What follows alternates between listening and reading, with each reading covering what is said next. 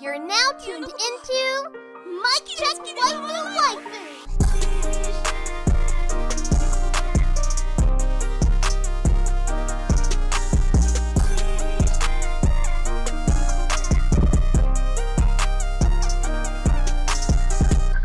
Hello and tell, is that you? Mic check. Mic check. Waifu. King Teliano. Is that you? I'm wearing this Dragon Ball Z hoodie today. Hey. What's good, Polo? How you feeling, bro? Feeling good, bro. How you doing? You know I'm good always. This is episode 79. Yep, 79. 79, aging like fine wine. Of Mic Check Waifu, brought to you by Lube Complex. Make sure you go to lubecomplex.com and use that offer code Waifu to save on your entire cart. Also brought to you by don'ttalkshop.com. Ad coming later for that. Use the offer code Waifu15 to save on your entire cart. It's also brought to you by Patreon producers. Patreon producers are Monique Williams, Connor Treeses, and Explicitly. Make sure y'all go to explicitly.com for all things graphics. Man, he be hooking us up. Sick graphics. I know y'all see all the flyers and stuff that we post on Twitter. That comes from Explicitly at Explicitly on Twitter, LI. Before we get into any further into that, I do want to say, this season of anime has been interesting. And I think we're going to talk about that a lot. Okay, well, can we do a Koofy introduction since you brought a whole new character to the podcast today? Oh, Koofy introduction. Yeah, so for those of you who get early access to the video versions of the podcast by going to patreon.miccheckwaifu.com, I am wearing a Koofy today instead of the normal dad hats. I don't know, I just feel like breaking it out, man. I feel like breaking out I got the beard looking rough. I didn't comb it or brush it today. So I got the David Ruffin look going on. I feel like the Koofy is a clear sign that it's cold outside. Like in Cleveland. I know, right? You can wear it any time of the year in Cleveland. But I feel like, to me, the moment you see a Koofy, it's cold, right? See, and the funny part is it's been warm. It's been 50 degrees. Well, 50 warm relative to I love it, bro. I'm telling you, I swear, every time I hit 45, I signed up for a new gym. Mm-hmm. And I walk in, I think it was like 42 degrees like that morning or something like that. I walk in, I got a short sleeve shirt on and some jogging pants. That's comfortable. And lady like, oh, what part of the North are you from? I'm like, what you mean? How do you know I'm from the North? She said, you have on a short sleeve shirt. Oh, is that what it is? Oh, that's what it is. Okay. No, it's true. Like 50 degrees in December is heaven to us. It's like, it's beautiful. I'm never wearing socks when I'm going to sleep. So, hey, welcome to Mic Check Waifu, y'all. What y'all doing? Shit, chilling. Oh my god, shit, chilling. Not wearing socks while we sleep. True. I'm in a good mood this episode. I'm feeling. Hey, shout out to Rob J. It's his birthday. One of our Patreon supporters. Happy birthday, bro. I just want to give a proper shout out to him. But I also want to say, this week has been so good, so good. Well, I guess from Wednesday on, because Cyberpunk came out. Mm-hmm. Now, I know this ain't the after story. No. We save all video game talk and other stuff for after story. But I feel like we can give 2 minutes to Cyberpunk real quick. Let's give 2 minutes to Cyberpunk, man. Yo, that game is gorgeous, bro. Beautiful. Like, and I'm sorry because I haven't really had as much time to play as I wanted to. Like, I got the game. I had to put the bug fix in or the patches in. And I finally got to play, and I played, and I literally I felt like I didn't do nothing. Like all I did was just BS. Like I turned it on. It made me feel like, you know how you turned on Skyrim for the first time? It was why do the main mission? Yeah. For what? Exactly. There's all of this world. Exactly. That's what I'm going through with Cyberpunk, man. The game is probably going to be in my top 5 video games of all time. This shit is incredible, man. It's fucking incredible. From the side stories to just going around the world and coming across shit that you would never even think you would. The way you can play it is fantastic. I'm gonna save the rest for an after story when we actually do it. Okay, you're right. We're doing it this week for sure. Real quick though, what's up? You think it'll be game of the year next year? Nah, it can't be. Why not? It's too late, and it's too early in December, but too late in December for 2020. That's why I think they released it in December, right? Mm-hmm. Because if you release it in December, it can count for next year. No, they released it in December because they didn't have a choice. Oh, word. They said they had to do it. They had to. Nah, bro. If it would have came out last month like it was supposed to, then yeah, it probably would have got game of the year. Game also probably would have been trash though. You were exactly right. Like, and I don't mean trash, because the storyline and like the characters and stuff like that, like stuff in the game is already straight up amazing. Right. But there's no way that I feel like there would have just been too many bugs, I guess. Exactly. Especially with consider how many bugs they had. Like, there's no way they could have released it in February, March, or April like they planned on. Yeah, exactly. Yeah, so it's if you are a little bit interested in RPGs, now remember it's an RPG. This ain't Grand Theft Auto. If you're a little bit interested in RPGs, pick up Cyberpunk. It'll be the best one you ever play. Yeah, I promise. Shit, man. All right, let's talk about anime. I swear this anime podcast. That's below a second. I promise. We got a lot of anime to talk about.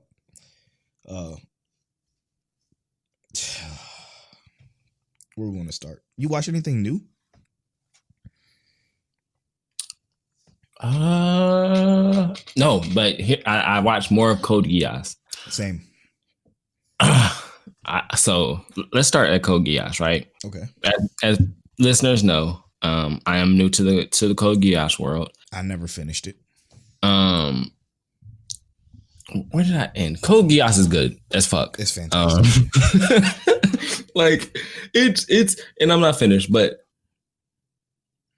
I love like some of the like subtle like BS, right? Like I started with the episode where he pulls up on one of the like the generals with the old prince's car, like the fake car. And he basically like bluffed them from the beginning, like from the jump, he bluffed them. And as soon as he bluffs the whole squad, they all like, well, whatever, we still don't keep. Anyway, he's like, no, you're going to do everything you can to make sure I get away. Everything in your power. And like that whole moment, I was like, yo, how is he going to fight his way out of this? Because like, dude, like, and I'm not talking about Lelouch or Zero or whatever. I'm talking about like the dude who helped Lelouch out because he didn't have a choice, right? Yeah, like the Geass. But I also love how Lelouch is like practicing the Geass, right? Like he's practicing it. Practically practicing it too. He's like he asked the girl, he's like, hey, put a plus sign on the wall every morning at this time. And she go out there and do it every morning. Not necessarily knowing why she do it, but she do it. And it's like, he really testing the abilities, like how far this can go. And I'm like, that's dope. That's what a genius would do, right? It gives me L vibes. I knew that was or cool. like Yagami vibes, but like more likable, I guess. So I've already seen like way further up into this point. Like I said, I just never finished Code Geass. But what's crazy is watching it now. I'm watching it now with so much more appreciation for what it is. It's so fucking like the nuances beyond it, like you said, with when he had to help him escape, the ramifications that happened to him alone is huge for the world of Code Geass, and that's what I think is so special about Code Geass. That is probably why it's appreciated so much, because they have that kind of detail in it. Because his punishment is harsh. Well, they also could have took a very basic like route, right? Like they could have been like, okay, we gonna give you this punishment and not let the other dude go, right? Like they made it seem like legit, like, okay, Zero admitted to killing the prince and did not, continue to, like, a lot of like just shiftier, crappy anime probably would have been like, no, okay, all right, so we can kill this dude still and make it seem like, you know, some kind of presence or like threat presence. Mm-hmm. And they didn't do that. But also like we get the character relationships with hold on, let me find exactly the character's name, because I only remember Lelouch right now and Nanali, because those the characters I like for real. But Lelouch Rebellion. Boom. All right. So Suzuku, like the relationship between Lelouch and Suzuku, there is a thing I really like, right? And if you haven't seen Code Geass, I apologize, but this is gonna be a slight spoiler. How far did you get, Polo? Do you know how many episodes you got in? Like I said, I've already watched up to like 30 something episodes before this, but I got to 7 or 8. Okay. So Suzuku is like one of Lelouch's friends from an long time ago. Yep. Suzuku is one of the 11s or the Japanese before, you know, they're not the Britannians. But what makes it cool is that Lelouch is actually like an ex-royal, or he's a royal. Yeah. Who's been exiled, but he's treated Suzuku, you know, not like he was 11, but like a friend, you know. Yeah. And now Suzuku is you know, it's that relationship, and like Lelouch is trying to take down the Britannian kingdom essentially, whereas Suzuku is trying to like fight for it and stand for it. And it's like you got these two opposing like forces, right? Where like one who you would normally think is like he's more in power to be with the Britannian force, but he's like, no, I want to bring this down for the betterment of the people and also just straight revenge, right? Yeah. And then Suzuku is like, nah, forget that. Like, I believe that this can be better. I believe that there can be change in this. And like, that dynamic is actually pretty freaking cool. Yeah. It's a really cool dynamic. What Code Geass has always been about, even from what I remember, is the character dynamic. Aside from the politics, because the politics is definitely huge, but it's the dynamic between the characters within those politics that makes it so enthralling. Like, it's so fucking captivating with the way they move, man. It's perfect. Lelouch think of everything like a chess game, and you start to notice it more and more as the series goes on. Like how far ahead he thinks, and you be like, God damn, you'll be shocked at how far ahead he thinks. So that cat almost blew his cover though. Yeah, true. The whole cat. That episode was like my least favorite episode throughout the entire series, but it also was my favorite because of the vulnerability it showed. It was a relief almost, you know? Yeah. It was like to show that he ain't perfect. But it was it's good to be back in that world again. I say that. Yeah. What about you? You watch anything new, bro? No, I haven't had time to watch anything new other than Code Geass UU. But I do want to take this time to go ahead and talk. Let's consider this the topic, I guess, right now. Akudama Drive. Okay, I'm gonna go to a tweet that I tweeted on our at Mic Check Waifu. Make sure you're following us on Twitter. A tweet I tweeted that I felt, you know, represented to both of us well, because we agree on the show wholeheartedly, on both shows that I discussed wholeheartedly. But the tweet goes like this: every episode of Jujutsu Kaisen, I'm just reminded of how important it is to establish a world, great character development. How important it is to establish a world and great character development is. Watching so many shows like we do, it's hard to watch anything less than like good character development and world building.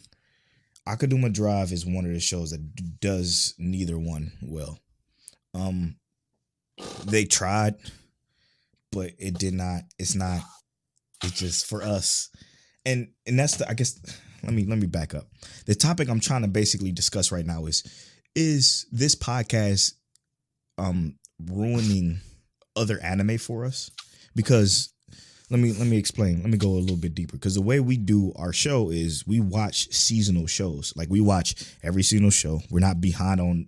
I mean, we're all behind on a few shows, but we pick out a few shows during the seasonal time to watch and to dive deep on and to just enjoy and to break down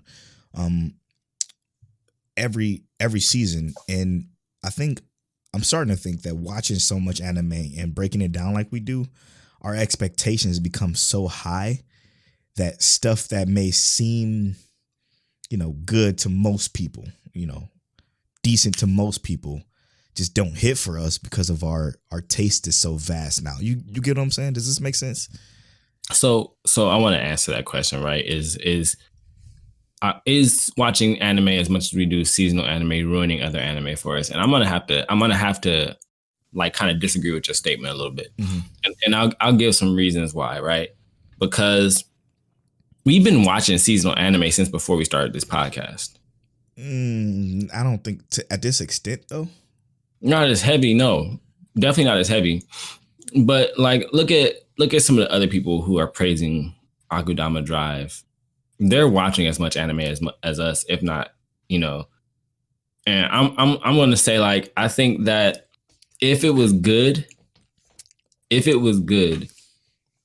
absolutely not. Like, I just don't think this show is that good. Yeah, me either. And if they could have taken other routes to make this show better, like they could have given us, I don't know, 20 episodes instead of 13.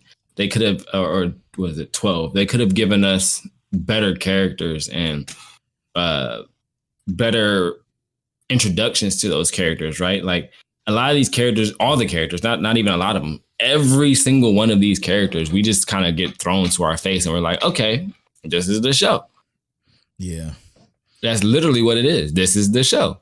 And you're going to get into a heist. And then they try and implement like this, the coolest thing about the show, I guess, is the way it looks. But then they try and introduce this like government versus the people. And it's like, okay, I can rock with that if you had established it a little bit better. Yes, and man. They did give us a hint at it with our main character, Swindler, being the way she is, that her whole becoming Akudama was like an accident. But still, it doesn't make any fucking sense. Why did the people start this uprising? Is it because the Swindler said so? No, none of it. Like, the through line between the people and the executioners and the people and where the story is gone as far as, what it's about. Why the fuck are we rescuing these two kids? Why do we care about these two kids, quote unquote, so much? Just because a Swindler does, and she's the character we're quote unquote following? Right. I don't give a fuck about any of this, because none of this was established properly to even make sense. And these characters dying don't feel, it doesn't feel impactful. No. I'm almost like, okay, first of all, I get it. That old lady had her carotid, her artery in her neck cut, right? I understand that she had it cut. Now, my issue with that is that she got split all the way in half, bro. Yeah. From left to right. From hip to hip. Yep. She got cut all the way in half and sewed herself back together. I get it. Maybe she didn't bleed out so fast, that kind of stuff. She's supposed to be this super S-class Akudama. Wouldn't she have figured it out with what her whole purpose in life being? Like, it just, and I'm just like, wait, that's going to kill her? Like, are you for real? That's really going to kill her? That blew me. Bro, I know that's big to you, but that shit is so fucking minute in the grand scheme of this entire show. I'm just saying this, it blew me. Like, that was one of the things that, and I'm not saying it's big. What I'm saying is, it's like, that's one of those moments that they could have made make sense. She came back from being cut in half, but she can't come back from being stabbed in the neck. Yeah. Again, I mean, I get the trampling part. She got trampled too, I guess. Yeah. Yeah. The trampling stopped her from healing herself, but regardless, let's throw it out the window really quick. Let's go back to this fucking story. Help me understand this story. What story? The heist is was to get the kids from Kanto, from the fucking special train that we know nothing about still. They got the kids. It started about money though. Yeah, true. It all started about money. Everybody wanted to get some money. Now they got this money, but they can't spend the money because they're S-class Akudama, whatever. It's all so overly convoluted with no sense in between. That's what it is. It's bloated with no string attached. All it is please don't take this personal. I'm not attacking anybody when I say this. It's just pretty colors and a lot of violence. Great transitions. And great transitions. That's the only thing about this show that is appealing to me personally. I like to look at it. I like to just. I wish it was. I think it is dubbed, isn't it? I like to just look at it. I don't understand what I'm seeing. Again, the heist is the most important part. Let me go to Twitter really quick. I just want to go to Twitter and go to my homie. Let me see, where is it? Sorry, as we Twitter's popping off yet again. It happens out of nowhere. Yin Designs, okay, the homie. We appreciate him so much. He does fucking fantastic work with God Punch and everything. Now, he says that I think they sacrificed the detailed world building for the heist focus since they only have 13 episodes, but I don't think it's getting to season 2. I do like how they're pulling back the veil and the more the chaos ensues. But I agree, I'm not really attached to any characters though. Pulling back the veil, what veil? And like I said, that's why I think that the latest episode came into play, is like the chaos between like the government and the people. But yeah, exactly. That's the only possible veil, but it feels like it just started and it's almost over. We got 2 episodes left, and then what? It's still, like you said earlier, it's almost like why did the people go into chaos? They don't explain that enough to. They're defending themselves from the Akudama because the government won't do it. But where was the Akudama like a problem? They didn't even establish that the Akudama are actually really a problem. Exactly. So what I'm saying is basically what happened was, this is the story that they're trying to tell. They're trying to tell the fact that the executioners made it seem like the Akudama was very, very, very, very, very, very dangerous. Be on the lookout for these Akudama. They blasted it around the city. Okay. Now the people saw that blasted around the city, and then they saw the swindler in the city. Then all of a sudden they decide that we're going to hold this big uprising. That payoff there, that is where the payoff came from, because it was the executioners who basically initiated how dangerous these Akudama people were. But it wasn't warranted at all. It didn't feel earned at all. Right. And it's just bad storytelling and pacing. Did you also hate how they tried to create that sense of duality with brother saying to me, it looks like y'all the Akudama? Yeah.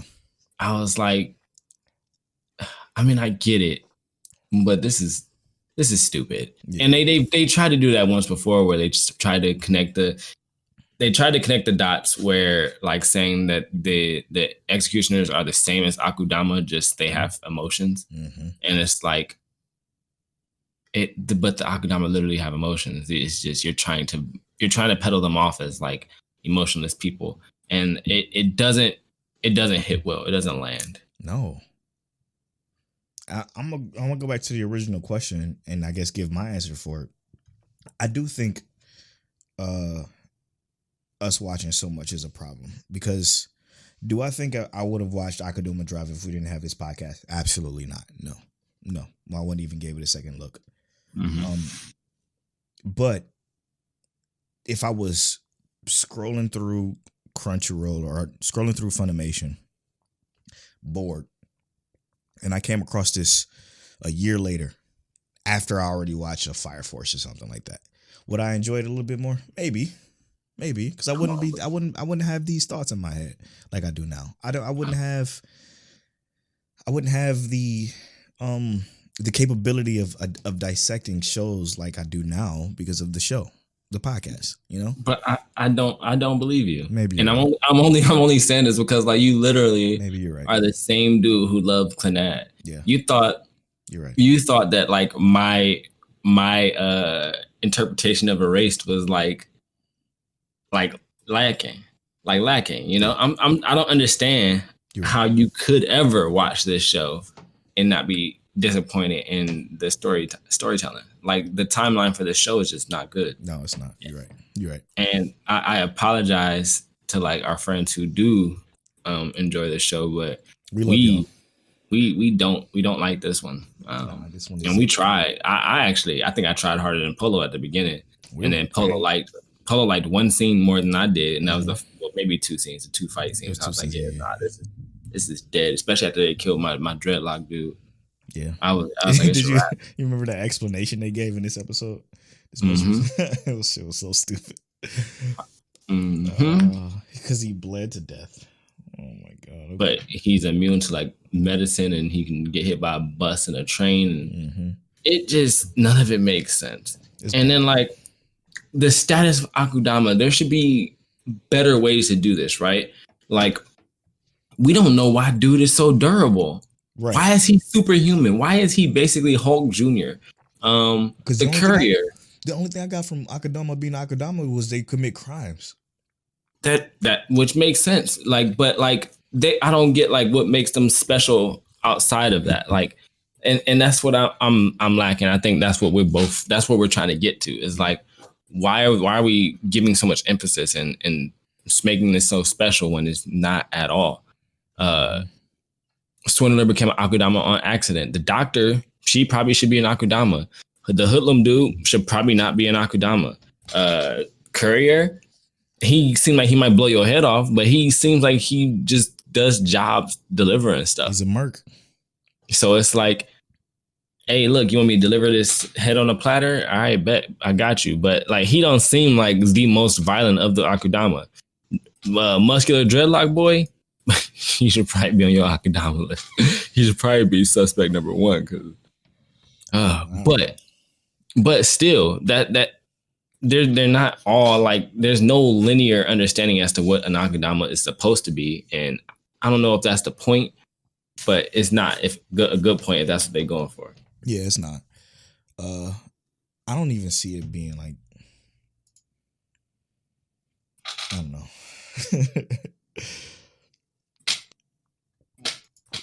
All right, you want to talk about something better? Let's do it. What you want to do? You want to do solo leveling? Or you? Let's go into solo leveling. Let's go into the Mic Check Manga Club again. It's back, baby. Ooh, goodness gracious, bro. The Mic Check Manga Club is back. Minute. We needed this. We definitely did. Let me tell y'all something, man. Let's talk about how great the first 15 chapters of solo leveling was. I don't even know if you feel the same way I do. I'm just going to assume you do. Go ahead. You can assume, and I'll tell you if you're right or wrong. Okay. Let me just say. You're right. Let me just say this shit was spectacular, man. Spectacular, bro. I was like this. This is, I mean, for those of you watching the video version, like my jaw was to the floor. Okay. I'm scrolling up. I'm fucking reading as fast as I possibly can to get to the next fucking scene. I'm like this. My ass cheeks was clenched in a manga, bro. I'm like, what the fuck is happening? Is this what it could be? Now, I'm not a big manga reader. That's King Telliano over there. Polo just enjoys to watch his anime. But from time to time, I am known to enjoy an occasional manga like Yusukes Family or Love is War. But this shit right here? This shit here? Oh boy. So special. So I love how webtoons do this in general, right? That first chapter 0 is just like prologue. Chapter 0 is really like the first 15 chapters, really. Not even the first 15, like the first 12 chapters. Yep. But like super, super fast. Like, hey, this is what happens. And then you go to chapter 1 and it gives you the details of that like precursor chapter 0, right? And you're like, okay, all right, I see this. I like this. And they keep breaking it down. They breaking down like what a hunter is and why the world is as it is, and it honestly is just kind of cool. And Kinda. would I mind being the weakest hunter in this world? Low key, probably not. Like, yeah, I would. I mean, hey, he had to come up, but I think I don't know exactly how. So we do know that the hunters, they all have ranks, right? E rank. Our hunter is an E rank. He's not very highly. No, the dungeons have have ranks. Yeah, but he's also E rank hunter, right? Because you can be. Okay, I see. Yeah. He is the lowest rank hunter. True. Now, what we did find out early on is that D rank dungeons, and I'm not sure if this is like specifically D rank dungeons, but D rank dungeons have what can be called a double dungeon, which they didn't even know until they saw it, which was crazy. And they get through this regular D dungeon, and everyone is basically okay. And they head into, they see this second dungeon, and they're just like, huh. So do we take the second dungeon, or what do we do? Because normally what would happen is after they finish that first dungeon, they would leave essentially. But if I remember correctly, they didn't even go through a first dungeon. Like, they were walking forever, and then they came across these double doors. They're like, okay, we should have been to the dungeon by now, but we haven't yet. I guess this is it, but this is strange because we're so far, blah, whatever. But as soon as they take the vote for, if they should enter or not, I'm like, oh shit, it's going down to our dude, our E-rank hunter. It's about to go down. Oh, it goes in there, man. And that fucking dungeon was a doozy, bro. Like, low key, I would love to, like, and here's the thing that made the dungeon such a doozy. I love how they broke down the riddles for the dungeon, bro. Yes. This awakened my inner Dungeons and Dragons like heart, bro. And it's awakened my MMO heart. I was like, can you imagine trying to figure this shit out in an actual MMO or like an RPG? Like, figuring this shit out, like, oh, I gotta make my character do the sit emote in order to like not die right here and get one shot and blasted to death. I gotta make my character do. Yo, bro, come on, man. That shit was just too good, because it felt like the characters did not know what was happening, and exactly they started having to try and figure it out. And our weakest character became a huge asset, and kind of got traded on. Yeah, he got played by somebody who we thought he could trust. And it wasn't really like his fault though. Like, like the main dude, we can say that maybe he had that plan from the beginning, but he tried to be honorable. But like the girl, she ain't had no choice. She got knocked out and got carried out. So it ain't really her fault. But bro, once he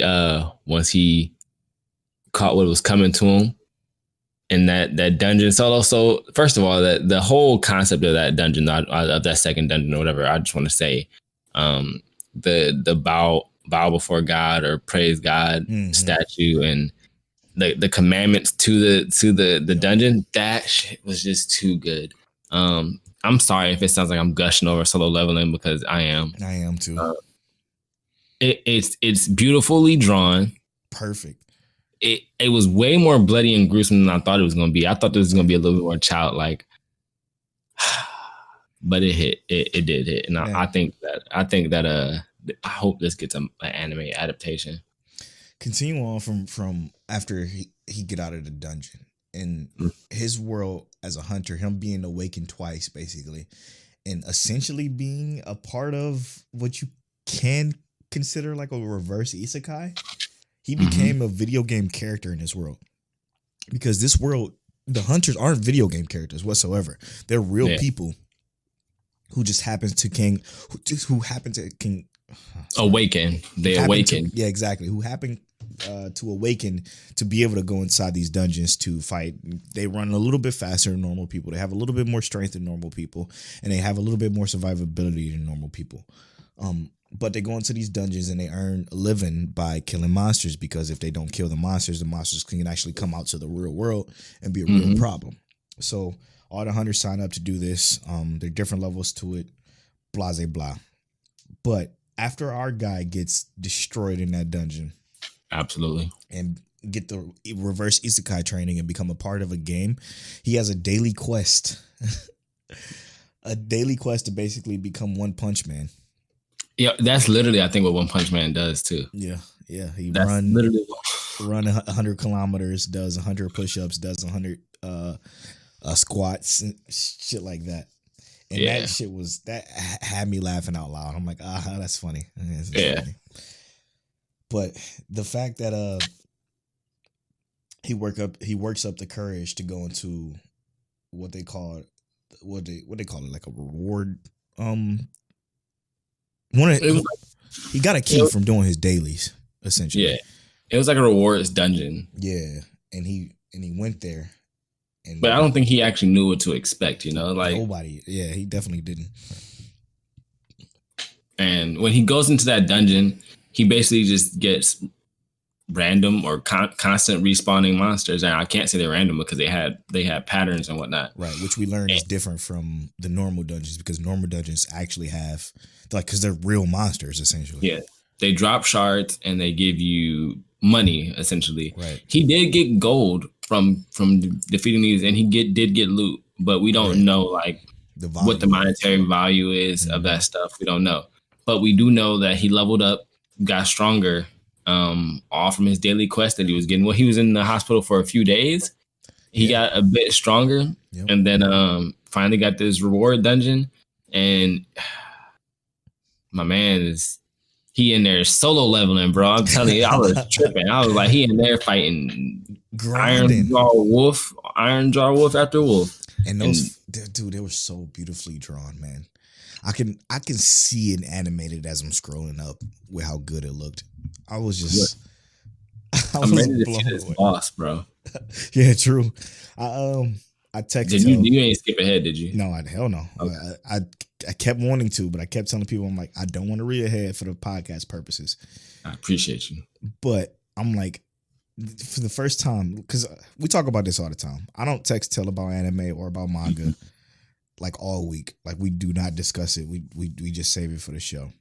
Mm-hmm. I text him. I'm like, man, this shit was incredible. Like, I finished it and was just like, damn, man, I want to keep going.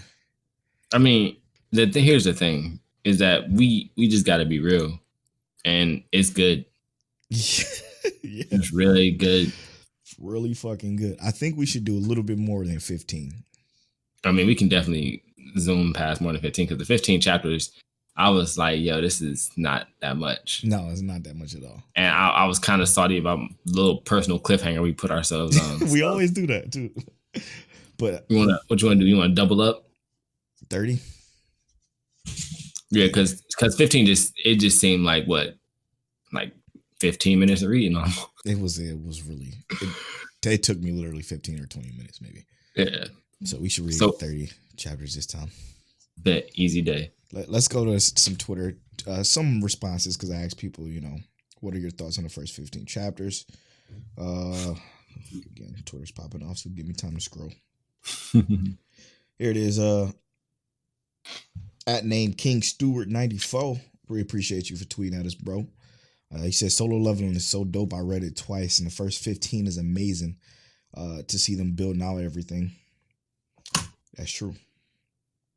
That's true, because this world, it's that world builder we're talking about, is already better than a lot of shows. Mac Mason just said it's lit. Enough said. True. 100% true. You, Mac. At Mac Mason 20. I appreciate you a lot, brother. He rocked with us. Let's see. Also, Ray Apollo from Anime Lately says it's lit. A lot of people are sharing the same. It's got to be good if that's the scenario. Yeah, it's consistently the same responses.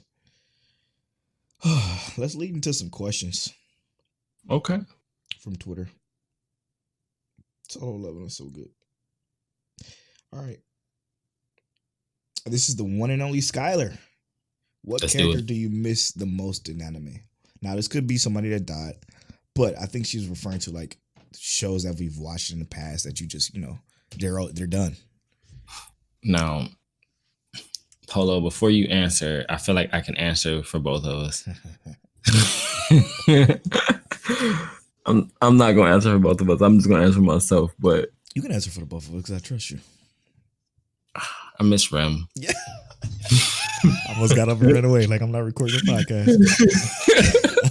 Yes. Come on, bro. I miss Rem so much. Come on, man. She was the realest, and they just took her from us. And there's no telling if we're gonna get her this season during the second half next month. Hopefully, at least one episode, bro. They gotta show us some love somewhere. Give us Rem back. If you haven't watched ReZero, we are ReZero stands here.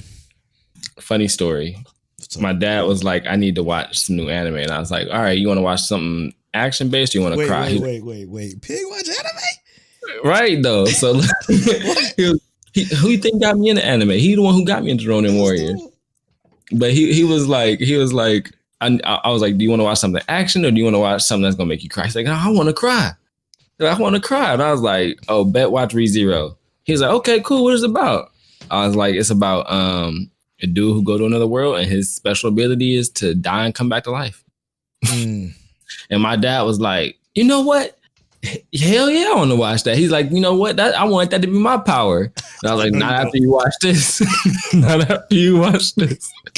No, it ain't. I'm telling you. I'm crying right now. I'm telling you, not this one. This ain't the same. Bro, dude, I almost got up and ran when you said Rem because that's literally it. I mean, I do miss the Clannad characters, but I can go back and rewatch that if I want to die again. Mm-hmm. But I just miss Rem so much, man. Dude, and then Maka said Curso. Oh, yeah. That's what I miss. Yeah. Those are the only characters I miss in anime. Oh, Makase. That's it. That dude, you those are perfect. And then everybody from Fire Force as of today. Yeah. We get facts. Facts, man. Facts. This is Montel. Thanks for coming to my TED Talk. What's the next question? I'm gonna go to the next question from -2 the homie. -2. Hey. His Twitter name portion is hilarious. Chef Bar RD.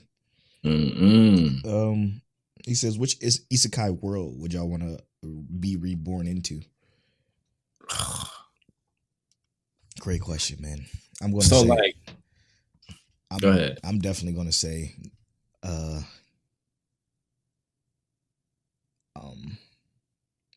by the grace of God's world. Mm-hmm. Everybody's so fucking friendly and so feel good. That's the one. And I like their whole magic system. It's pretty clean.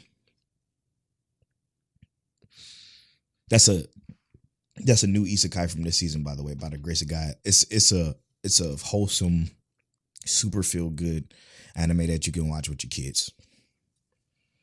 I'm trying to think of something like that, but I haven't seen by the grace of God. Like, I want something where I don't have to care about the main character and not die. Right? Right. Like, low key, I would happy to take like Gun Gale Online. And then I could also be in Dot Hack, right? And not worry about the world. Yeah. Like, I could do that, right? Yeah. For sure. I'm going to choose that one. Or I'm going to choose any of the Rockman games, which is Mega Man. Mega Man, yeah. But I'm going to choose Dot Hack. That's a good one. Because I feel like the main character is the only one who was really struggling out there. And I'm not the main character, so. True. All right. Here's another one from Abe. Heat. This is going to be a little tougher, though. Okay, here we go. Okay. It's a nice summer weekend in July. Pick 3 characters from different anime. 1 main character, 1 support, and 1 antagonist. What are y'all doing for the weekend? Sleeping. What? All right. Who do you pick, bro? Pick 3 characters from different anime. Do you want me to pick, or you want me to pick first? Yeah, we each get to pick. One main character. Let's start there.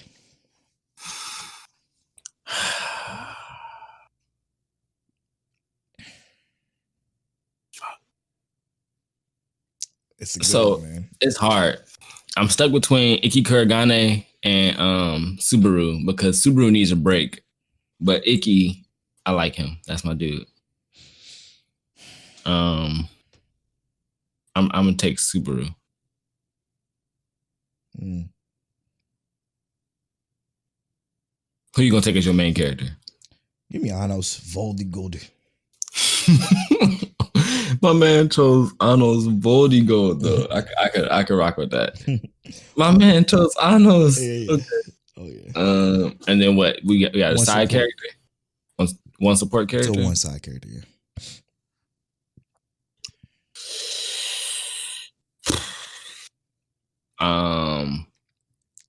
Who am I choosing as a side character though?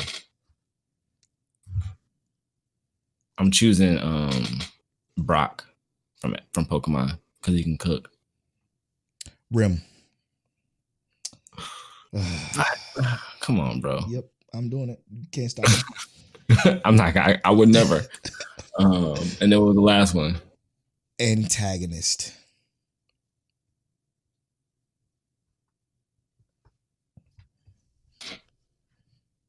One antagonist. Huh. Fucking from anime? Mm-hmm. Shit. Give me 1 second here. Take your time. I can go first if you want. Go ahead. Madara Uchiha. But what are y'all doing? Now, what are we doing for the weekend?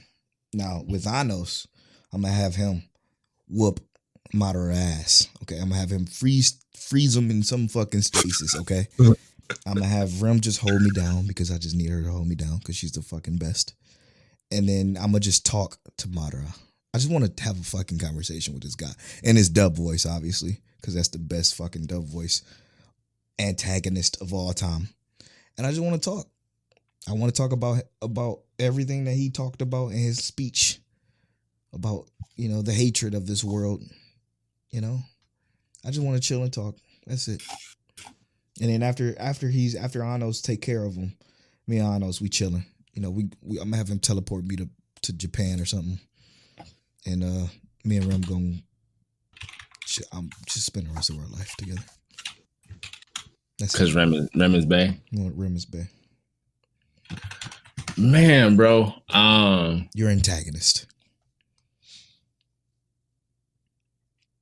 I came fucking loaded with this question. I'm like, I'm ready.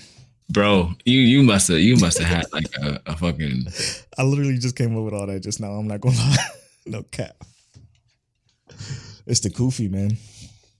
You right, bro. I'm like, yo, he got it on 10. It's the Kofi and the what's this called? Kentucky Mule. I am gonna pick.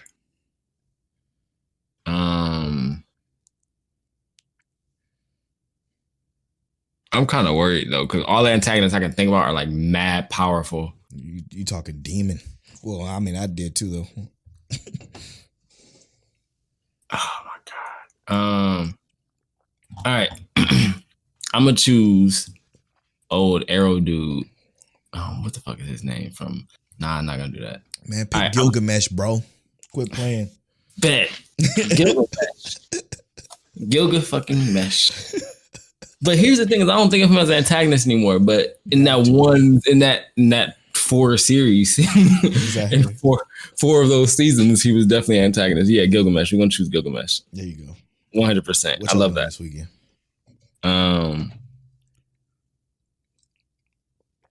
Y'all barbecuing because it's July. So Gilgamesh got all the stuff. Oh, true. I mean, he lives in Babylonia. I'm just like, hey, look, oh Lord, Gilgamesh, bro. I'm hungry, and you have everything that's worth of any value in the world. So you got a golden grill in there, and I don't mean the kind you put in your mouth. Go ahead and get cooking, bro. Get some ribs up there.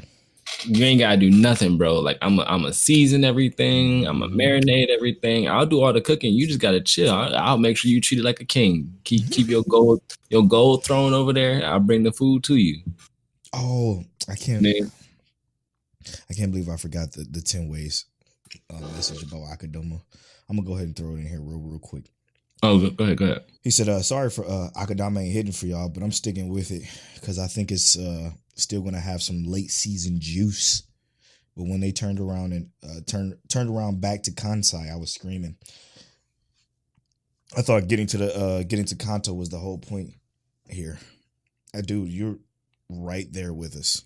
Mm-hmm. Like, what the fuck is the point anymore? You know, like. They don't know. The person who wrote it didn't know. 10 ways, we don't know, bro. We right there with you, bro. We are clueless. But I'm stick with it too. We sticking with it too. We gonna finish it, and we gonna talk probably review it. If it gets worse, just blame Studio Period. Oddly enough, average score for the show is 75%. Oh shit! Somebody answered the question too. Wang Sa Bai Bop.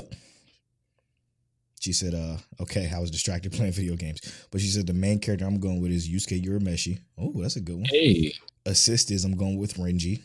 Okay. And the antagonist I'm going with Dio. So first of all, here's my issue with the antagonist. Is that like all the antagonists we're going to pick are like demon, evil antagonists. And they going to hurt people. True.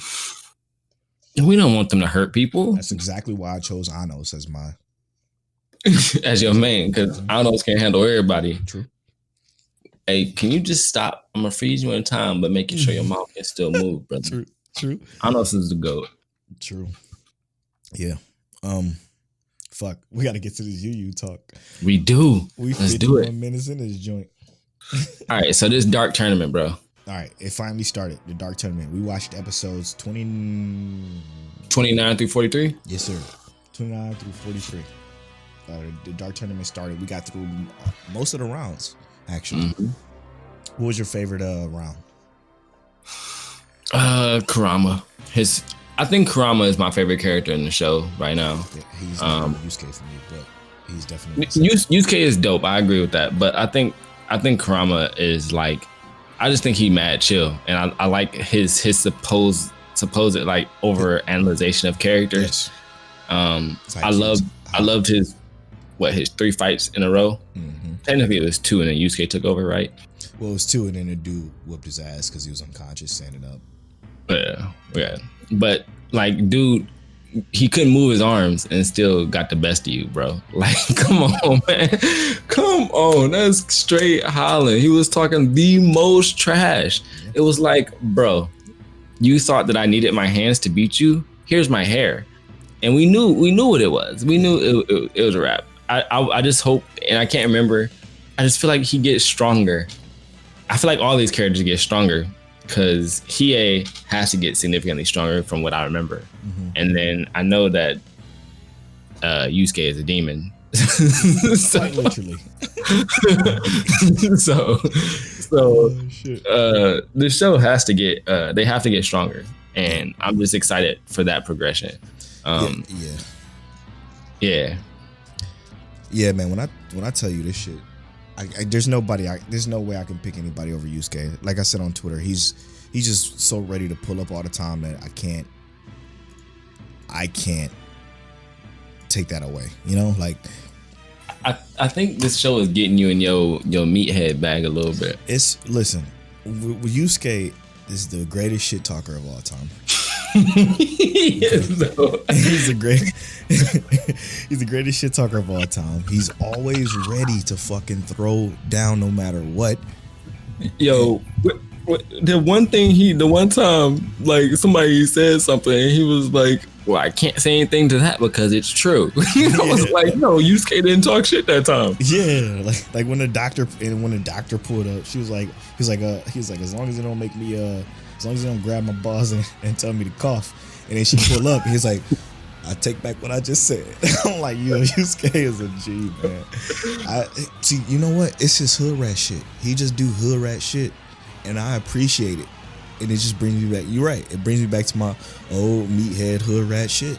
But it's good though. Like it's funny. It's entertaining. Yeah. And you're so right. Like I haven't honestly. I don't see nothing wrong with Yusuke talking shit like that. Like I'm for it, bro. So good. I'm for it, especially because he wants the smoke after he talks it. He's not talking shit for fun or for free. You gotta get these hands after I say it.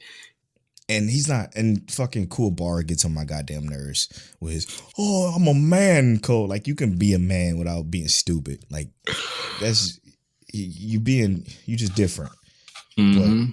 About to get body bagged by these females anyway. True. It's just so good, man. It's so good. Like, it's not that it's fantastic in any way as far as animation goes, as far as story goes, as far as development goes. It's just dope to see this 14-year-old hood rat do hood rat shit. And I'm gonna just continue to say that. Like, oh my god, that's the name of the episode right there. 14-year-old hood rat. Oh my god. And I was saying that too. I was really thinking the same thing. Like not the hood rat stuff, but the fact that he's still 14. Like he had a 6-month training spree. He had another 2 months? 3 months after that, and our dude is still like he started off dead. And he ain't hit 15 yet. Like we about to get his final spirit gun training. Mm-hmm. So that's gonna be interesting. Yeah. But I think I feel similarly to you about how I feel about Yusuke. Like I just think I like Kurama more, mostly because of his aesthetic. He all red, basically. I do like the red. Yeah, that's my life. I thought about dyeing my hair red, but I ain't about that life. When Yusuke was across the arena, looking at what's his name, Godro, what's his name, the big dude, muscly head, motherfucker.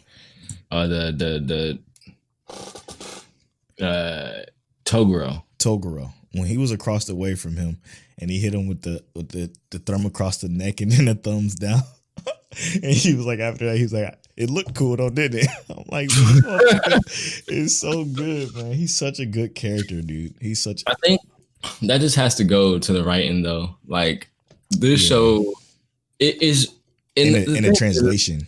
The dub translation was real good because it's not because like you said before, the story is not amazing, but it's entertaining, you know. And this is what TV should be. If you're gonna have trash, and I mean, I'm not saying that the storyline or anything for this show is trash, but what I am saying is that Akudama Drive could have moments like this that continues to keep it entertaining. They try to do more in what they can work with. So that's all I'm saying is that this show is it's a pleasure to watch. It is. It's been a joy. It's been a joy. So though sometimes I always forget, I'm like, shit, man, I gotta watch Yu. Fuck. And then I start watching them like, oh hell yeah. I'll be into it, you know what I'm saying? So yeah, coming up though, it looks like we're coming up on the final round of the Dark Tournament after Yusuke's final training. We're gonna watch the next 14 and keep it moving from there. But we enjoying it, clearly, if you can't tell. For sure. I do want to name the episode 14-year-old hood rat, but I know we ain't gonna get the hits. So I gotta come up with something else. But let's get to know Mic Check Waifu, bro. Oh, random number generator, right? Yes, sir. For those of you that don't know, this section of this show is called Get to Know Mic Check Waifu, where one of us rolls a random number generator and the other reads the question associated with that number. It's my turn to read the question until it's turn to read the random number. Let's do it. So, book up, and then we hit 43. Best anime hero.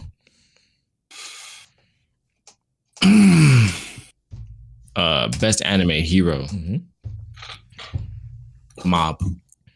Probably not Mob, but I like Mob. Yeah, I'm rocking with Mob. Damn, that's a good one. Best anime hero. But then I also think about fucking the time I got reincarnated as a slime. I just like him in general as well. I'm gonna go with Shinra. Shinra's my dude. Shinra's dope. He's a really good character. Atsushi Okubo did a great job. Entire series. All right. We're going to go into break playing this dope song from somebody who reached out to us at contact@miccheckwaifu.com. It's a secret. You're going to have to find out who it is after it plays. We appreciate y'all. We'll be right back with the spoiler talk for Jujutsu Kaisen, episode 11. Which one? This is episode 11. Episode 11 for Jujutsu Kaisen. Episode 2 of the final season of Attack on Titan. And last but not least, episode 24 of Fire Force. Sigh. All right, we'll be right back.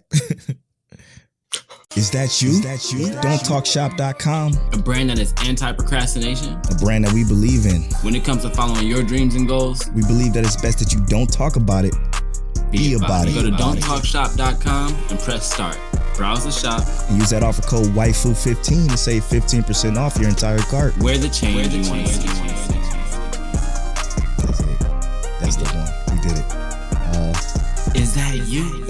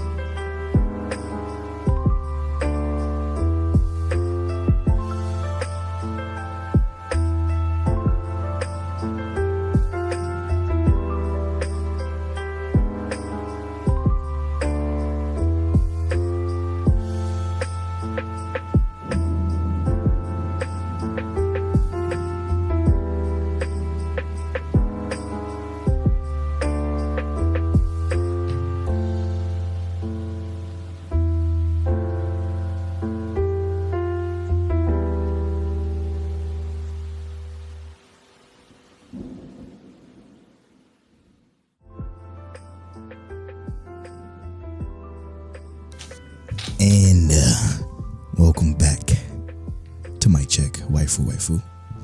Brought to you by Don'tTalkShop.com. Make sure you go to Don'tTalkShop.com and use that offer code Waifu15 to save on your entire car. I don't know what that was about. What's up, y'all? We are back to episode 79 of Mic Check Waifu. Listen, we got a lot to talk about still. I still think we should start off with Attack on Titan. Let's do it. Attack on Titan final season, episode 2. this one was basically reestablishing the other side of our I guess you could call them antagonists. To be honest, I would fuck them. To be honest, I still don't remember what the fuck is going on. Be real with you. Attack on Titan season 3 ended like what, a year and a half ago or some shit like that. It's kind of and it was a lot going on, so it's kind of hard to remember exactly everything that happened. I remember the major moments, but still struggling. I do remember I hate Rainer or Reiner. What I fucking hate his guts still. That much I know. Also, fucking Mappa. I'm disappointed. The inconsistent animation in this episode, it was like it was pieces of the show contracted out to somebody else and then contracted back to Mappa. It was weird, man. Did you notice that? Like moments where they were like kind of like moving weird. The only moment to me that seemed like super noticeably weird was like when Rainer had his monologue, his little short monologue, which that I actually enjoyed that part, but nothing else seemed like in that like same grain of like because that just seemed like a almost like a higher quality tense moment, but everything else seemed like it didn't really do much. But this wasn't an action episode. This is more dialogue based. Yeah, but it was more so like when they were like when the three kids met Rainer at the train station and they were talking to him. Mm-hmm. A little bit before that, the motion of the animation was fucking weird. Very weird, man. It was like the blood of Zeus type shit. It was so strange to me, and it was messing with my eyes. But then it'll go back to the regular Attack on Titan animation. Like I think what was messing with your eyes is that they used a lot of blur in this episode. A lot of blur. It could be that because that's what I saw. I saw a lot of blur in this episode, and I was very surprised with the amount because it didn't seem necessary to install that much blur. And it was like everything that wasn't directly the people or in the background had some kind of blur to it, and it was like that's not.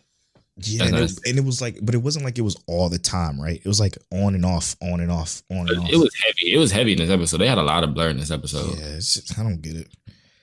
I was disappointed with the animation for sure, but it wasn't an action episode at all. I would like to say, like I said, I really enjoyed Rainer's monologue over anything in this episode, mostly because like they're expecting a certain thing from them, and they gave us this kind of perspective about the characters, right?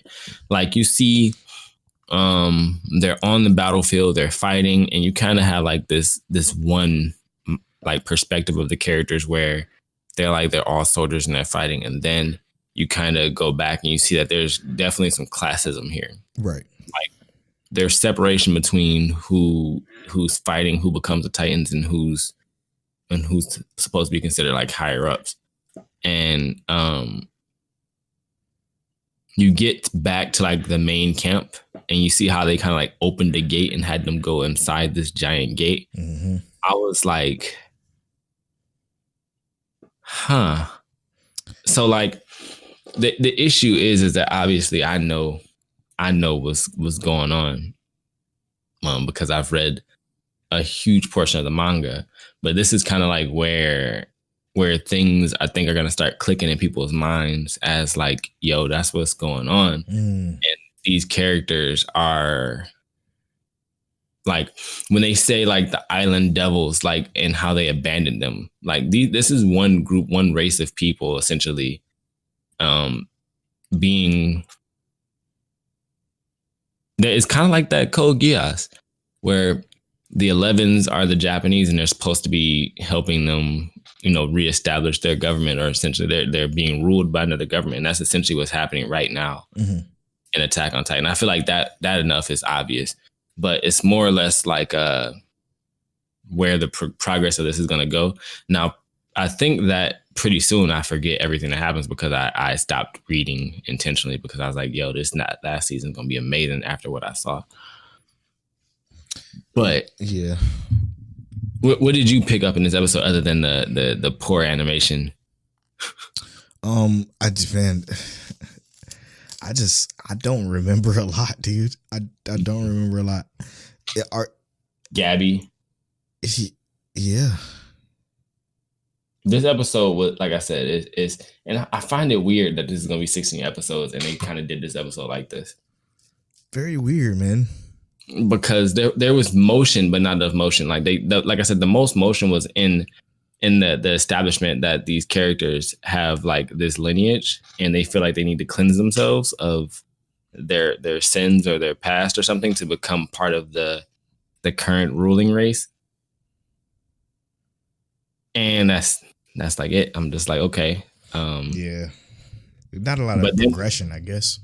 But we also I guess we also know that like what the war that they fought against Eren Yeager and whatnot was the previous fight, and that was on what is known as the island. Yeah, that was the biggest piece I got from it. I still don't know why though. I don't remember why.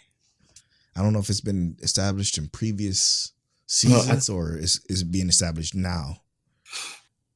It wasn't established in previous seasons. Okay, in the manga, this is jarring. This moment, I think this is intentionally jarring because you don't know what's happening. Thank God. Okay. All right. So I'm not alone there because I'm like, well, why are they fighting?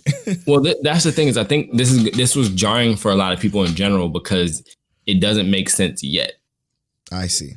It doesn't make sense yet, and it won't make sense yet. But once it does, you're gonna be like, "Yo, yeah, that's what the fuck's going on." Good to know because I feel like I was missing something, bro. This whole time I'm like, "What the fuck did I miss?" Mm-hmm. And now, okay, I feel a lot. Thank God, because I pride myself on paying real close attention. Yeah, don't feel like you missed anything because this is meant to be, like I said, like it's jarring intentionally. Okay. I'm pretty sure it's intentionally from the writer because from my perspective, I think that this part of the story becomes the most relatable and is overall kind of like some of the best story. I see. Other than the initial character development. Right. Because a lot of the original first season of Attack on Titan was shock value. Exactly. Second season, the shock kind of wore off, so people didn't really feel it. Third season, they did some soul searching. But made it better. And 100%. Then this season, it starts off exactly how this part of the manga starts. And I'm just like, I'm happy that I didn't read all of it. That's great. That's good. Okay, good to know. I overall I enjoyed it for I guess the little bit we did see. I do like the storytelling of it, the way it was distributed. I didn't like the animation of it. Anime T said something funny, had me laughing. She's like, I don't think Mappa sleeps, and I'm like, that's probably what it is. They probably fucking needed a nap during this episode because I'm like, what the fuck is like? Why is it so inconsistent? You know what's funny though is that I had never heard Mappa's name this much. No, ever. You know, like I've heard their name, but we've heard their name a lot recently. We need to do something really, really quick.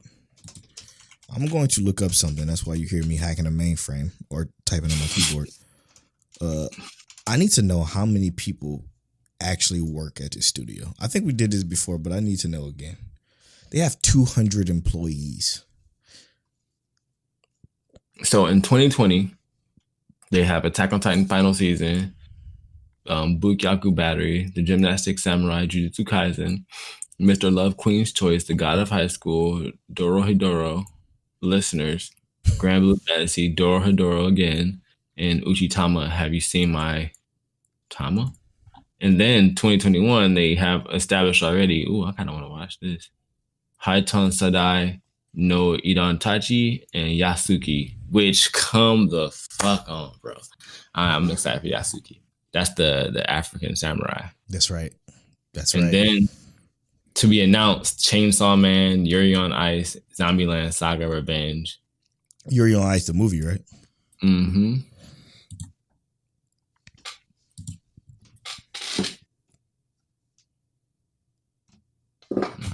I'll go ahead and find out what this is. But they got 200 employees. Is that enough? It's not enough. Not for how much they work. Let me see.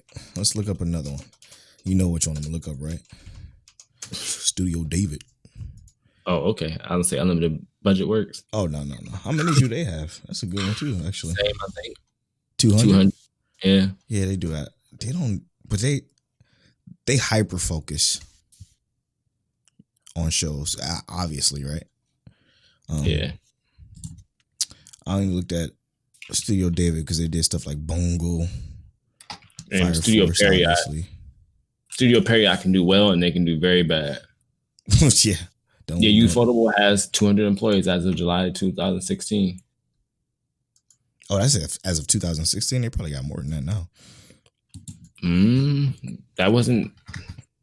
I'm pretty sure they because they don't. Studios don't really need to ever like add more.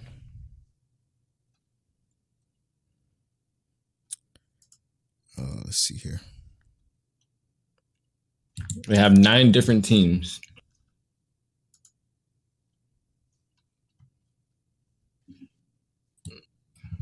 I don't see how many David has. It doesn't say on Wikipedia. And then let's see how many employees Studio Perry has, because they destroyed 7 Deadly Sins.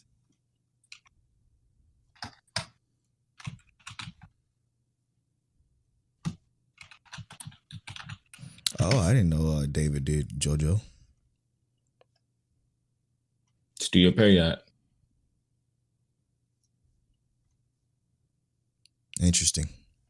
No, Studio Perry has 200 workers still, and Perry only has 50. Wait, what? Mm-hmm. They only got 50 people? I don't know if that's true. I need to see. I'm about to say, because don't they do like long form shit? Yeah. That would explain a lot.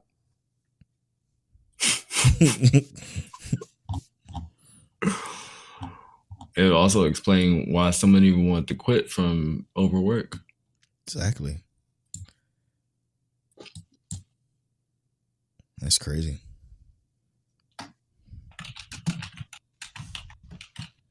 Oh shit! I guess we should continue. We're just looking up studios now. I forgot we were recording. Next up, Jujutsu Kaisen. Now, what did you think about this episode, man? Did it kill you as much as it killed me? Well, okay. What killed you? Because if anything, it was more of a like they sat here and gave us this emotional connection, kind of. Yeah, man. And it was quick and easy because I was attached to her. I liked her instantly. Junpei's mom is what we're referring to, by the way. Yeah, his mother, she had all the right energy. Yeah. And they took her away from us. Who took her away from us is the question. First of all, was it any of the students in the school? No, right? It was our demon pile. It has to be the cursed dude. Yeah, the cursed dude, I mean. And covering it up. Mm-hmm. But like, is this like intentionally manipulation? Like, is this to piss Yuji off? Or is this to make the son do some bad sorcery stuff? What they said it was for him to have to fight Yuji, and Yuji gets so upset to the point where what's his name, Sakuna comes out. Yeah, and I don't want it to happen like this, man. Junpei's mom was, for the 2 seconds we got her, was the best part. Minus, she handed my dude a tray and 2 leeks and said, "Do something out of this." Is it Wilson? He did the Wilson, the Castaway. That shit was great, bro. That was fantastic. Yeah, I did not expect that. This show was great for those moments and many other moments, but our dude when his overtime, that was pretty fucking dope too. Yeah, bro. I didn't like the way that it looked like he was skating, and then it looked like he was running again. That was weird. I'm in overtime now. It's time to stop playing games with you, boy. Yeah. Let me show you what this cleaver do. That shit was great. It was pretty live.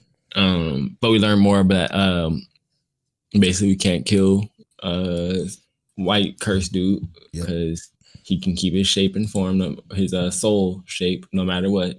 So we shit out of luck. Yeah, he got to get blown to smithereens type shit. All the way back.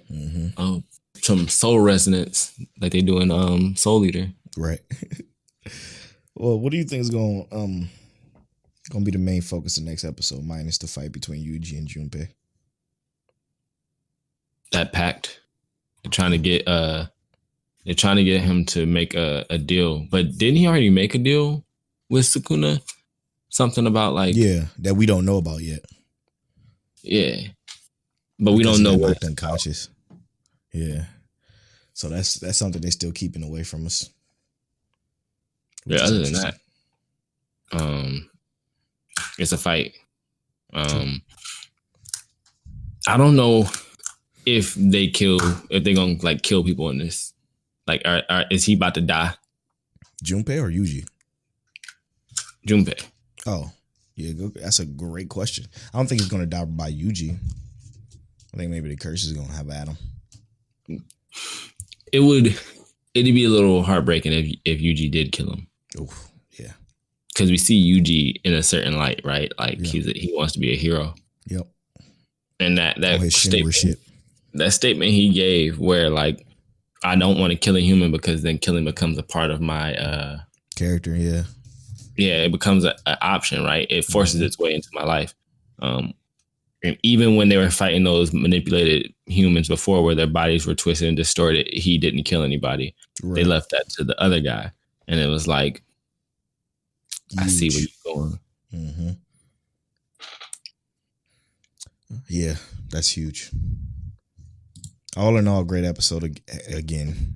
Consistently, it doesn't even have to be act, bro. Yes, exactly. It doesn't have to be. It's like, who do we have to call to tell the world this? Everybody. Oh shit. Yeah, great episode. Let's slide to the man of the hour. Okay, so Fire Force. I literally got chills at the end. What gave you chills? The entire thing. Mm-hmm. Like watching the credits. Even that Soul Eater moon pop up. Bro. Oh. I'm like, yo, I'm going to have to watch Soul Eater now. I'm going to have to watch Soul Eater, get it done before season 3. I was like, let's go, Okubo. I was so hyped. Help me understand. Is this before or after Soul Eater? I'm not sure. I'm assuming this is after Soul Eater. But that moment in itself was like, I was stressed. I was stressed. I'm like, what happens after this? Where do we go from here? You giving me too many hints, bro. Is the great cataclysm the thing that erased the Soul Eater's world? Well, the thing is that or is it the opposite? Is it Fire Force is first and then Soul Eater comes after because of Fire Force happened? Well, we know Soul Eater happens in the same world technically because we saw Maka's dad. That's right. Or heard Maka's dad. Actually, which seemed like while she was in high school still, or in school still. Interesting. So technically this is at the same time, but I think that there's a shift, right? I think that some places intertwine because these people, Death himself, that's Death. He's not just in the regular world dealing with regular people. He has his own domain. So it's Death Academy. You gotta watch it. Okay, Death Academy is this huge, isolated. Think of a town that can move. But that bar that the dude went to is on Death Academy. The whole city, Death City. I'm watching it. I'm so. When I saw that, Let's moon, go. like, I know that's Soul Eater's moon. I know that for a fact because Till talk about it all the time. It's fucking. Shit gave me chills too, bro. Yeah, I was like, it's smiling at me. Yeah, bro. Fucking. Oh my god, dude. You want to talk about great animation though? When Benny Maru was putting it to the boys, putting it to him though, bro. Oh my god, bro. That was the most beautiful, smooth, like transitioning animation I've seen since like episode 2 of God of High School. Mm-hmm. And then after that, that was it. Episode 2. No, because I still think Demon Slayer was better animated than God of High School. But no, I mean like as far as the motion of like hand-to-hand combat type. That the motion of it, not necessarily like the like actual animation. Obviously, Demon Slayer is still it's ufotable, but that movement, that hand-to-hand shit that they were doing was last Airbender quality kind of shit, you know? Yeah, that it was smooth. I agree. Now, what did you think? Because like, so what made me hype was Shinra and the Adola. Yes. With the death press. Yes.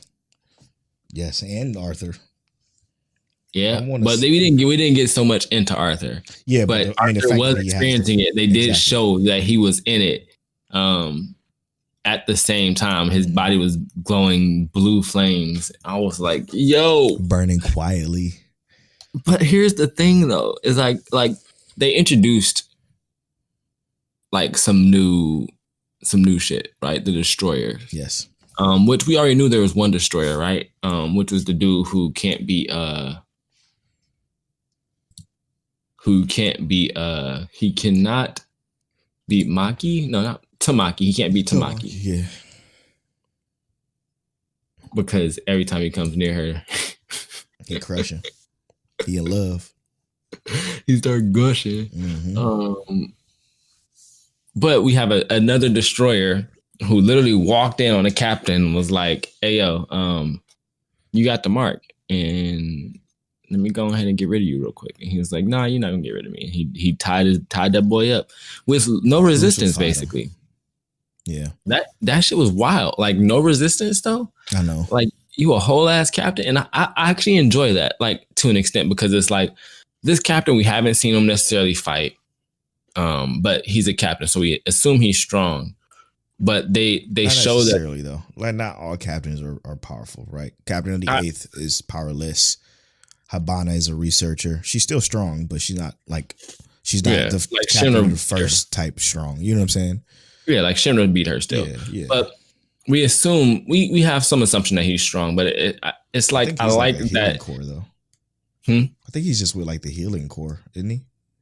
Like he's not really a major fighter captain. Maybe not. I thought he was. I'm not sure. I thought he was with the group that initially trained Shinra. Mm. Well, his like that's where Ogen came from, right? Yeah. His company, but I think he's like a healer. But initially him getting tied up like that, I just thought like they're giving us a new perspective that like now they're the Clad is knocking on their doors now. Pulling up. Like, okay, at first y'all had to come look for us because we was just coming to look for the pillars. The pillars. But now there's like, nah, we pulling up to your house. Everyone who got any kind of link, we getting rid of them. And it's crazy to me, man. And we saw Show again. Yep. With his eyes still tainted. That breaks my heart more. I know. Because it's like Shinra gonna have to see his brother again, tainted and blocked off again, and try and rescue his brother again. And who's gonna get in the way this time? I don't even. You know what's crazy? How less of Shinra we got this season, but how still likable he is. And we didn't get that much Shinra when you think they about developed so much. this season, right? Exactly. Like all the characters around Shinra. Exactly. All the characters of the 8th. Mm-hmm. They got some building. Lisa's with the 8th now, or whatever that is. She basically a waifu. Basically. Yeah. I don't like her attitude. I love it. I know you do. She's saucy. Real spicy. I like it. You like spices, huh? Man, listen, she's dope. She's so dope. And her power was so sick. Yeah. I hope they get her together and she becomes like an actual member of the 8th. Find out next year on Fire Force Z. I hate that we gotta wait so long. Oh my God. I guess that's a wrap. Goodness gracious. It is. So we just finished with our recap of the final episode of the season of Fire Force. Maybe after we finish with you, we do a Soul Eater rewatch. Yes. Bet. On the list. We also talked about Jujutsu Kaisen, how it doesn't have to be an action-packed episode, but they drew us in dramatically with Junpei's mom, bro. That's too much for us. Attack on Titan. A lot of people thrown off from this, but I believe that's how it's supposed to be because that's how it is in the manga. Let us know what you think. Is this season already a hit or miss for y'all? And then we had a break with some great music. Thanks for sending in y'all music. Send in more at contact at Mic Check Waifu.com. Also, before we went on break, we had Yu Yu Hakusho talk. We're on episode 43. We're starting episode 44 tomorrow because, we like to start early. We like to get started. And we have some Twitter questions, some of them which we're talking about solo leveling. What y'all think about solo leveling? Clearly, a lot of y'all really enjoyed it. Somebody said best manga they ever read. And yeah. I'll take that because that is dope. It is really good so far. Akudama Drive. Is it ruining other shows for you? Kind of. Yeah, it is. Kind of. Yeah. Code Geass. I'm loving Code Geass. Polo is loving Code Geass. Kind of remembering like the greatness about it. I only ever saw like the first episode of Code Geass before, so being where I am now, really appreciating it now. It's so good. It's so good. I love all the little intricacies. Mm-hmm. But that has been episode 79 of Mic Check Waifu Polo. I am at Polo on all social media. I'm at King Taliano on all social media. I'm not at Polo. I'm at Polo Bornfly on all social media. you can follow our socials at Mic Check Waifu on Twitter and at Mic Check Waifu on Instagram. And as always, Mic Check. My man said, I am not Polo. No. I am not Polo on all social media. Please don't do that.